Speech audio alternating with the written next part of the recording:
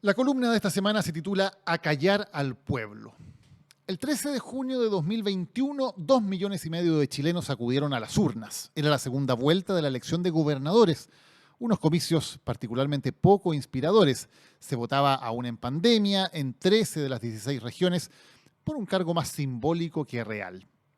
La participación fue paupérrima. Apenas 1 de cada 5 ciudadanos se animó a votar y ese fue el último clavo en el ataúd del voto voluntario. La idea de restablecer el voto obligatorio ya había tomado fuerza ante la crisis de participación. En 2012, la inscripción automática y el voto voluntario intentaron atraer a los jóvenes al padrón electoral. Es una invitación a reenamorarnos de la democracia, declamó el presidente Piñera al firmar esa ley.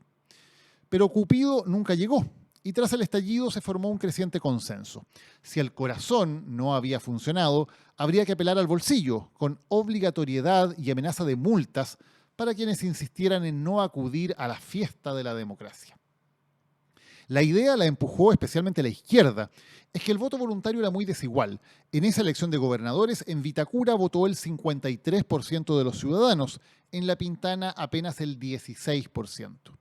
En la primera vuelta presidencial de 2021, más de la mitad de los ciudadanos se quedó en casa. La cientista política Marta Lagos explicó así el primer lugar que obtuvo Kast.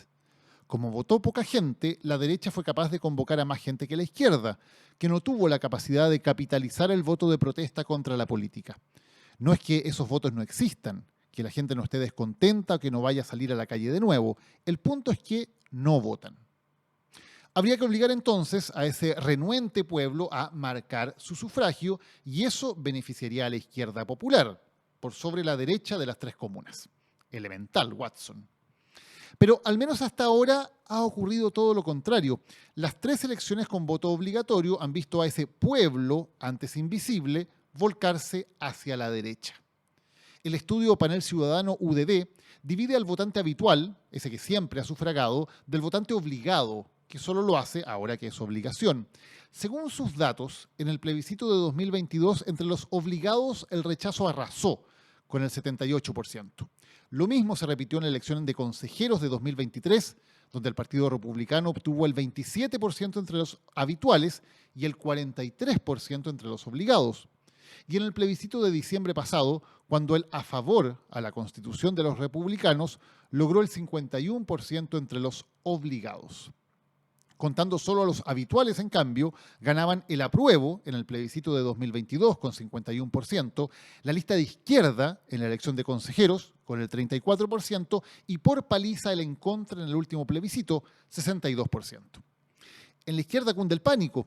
¿Habrá cometido un terrible autogol condenándose a ser minoría al obligar a ese pueblo silencioso a votar? Hay datos que respaldan esa idea. Según el mismo estudio, el presidente Boric es aprobado por el 40% del estrato medio-alto, contra solo el 19% en los estratos más bajos. Así, el fervor con que se apelaba a la sabiduría popular da paso a una mezcla de desprecio y miedo hacia esos nuevos votantes. El pueblo ahora es una masa sospechosa de pecar de fachopobrismo, a la que más que convocarlos a abrir las grandes alamedas, es mejor dejarlos en su casa, bien calladitos, el día de las elecciones. Sería demasiado cara de palo impulsar abiertamente el fin del voto obligatorio, apenas 3 años después de haberlo declarado el mínimo exigible en democracia, como decía el entonces diputado Boric. La estratagema entonces es vaciarlo de contenido. Los diputados de izquierda votaron en masa hace una semana contra la multa para quienes no participen en las elecciones municipales, parlamentarias y presidenciales y lograron rechazarla en la Cámara de Diputados. Generalmente los parlamentarios se lanzan cual polillas a las luces de la televisión y las redes sociales para alardear de sus votaciones. Aquí, en cambio, hubo mucho silencio. Casi se diría que vergüenza. Algunos explicaron su voto negativo diciendo que la multa debe ser rebajada y que el monto es muy alto, pese a que es exactamente el mismo que ellos aprobaron para los procesos anteriores, cuando suponían que el voto obligatorio los iba a beneficiar, entre 33.000 y 198.000 pesos. La ministra del Interior trató de poner orden, diciendo que el gobierno es promotor de un voto obligatorio con multa y que lo vamos a defender, nos convenga o no. El tema de la multa pasó a una comisión mixta que deberá zanjarlo en los próximos días. Los chilenos no aceptarían la hipocresía de un voto obligatorio sin sanción. Sería contarnos cuentos, afirmó la ministra. Toá da en el clavo. Una izquierda que trata de hacerse trampas en el solitario, eliminando por secretaría a un pueblo que sospecha incómodo, está destinada a desaparecer. Más que sacarlo de las urnas, hay que entenderlo. En Chile, según Pulso Ciudadano, ese pueblo no solo es más crítico del gobierno, también es más crítico del Congreso. 9% de aprobación contra 14% en los sectores medios altos.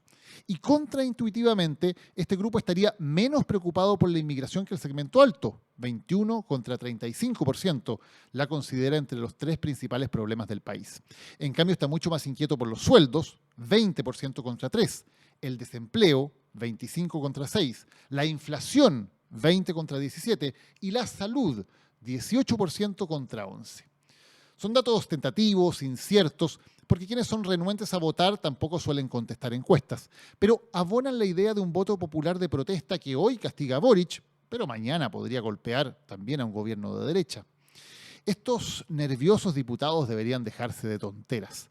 Intentar volver al voto voluntario por secretaría es torpe, impresentable y a largo plazo contraproducente. Es sacrificar la legitimidad de la democracia a cambio de una eventual ganancia de corto plazo.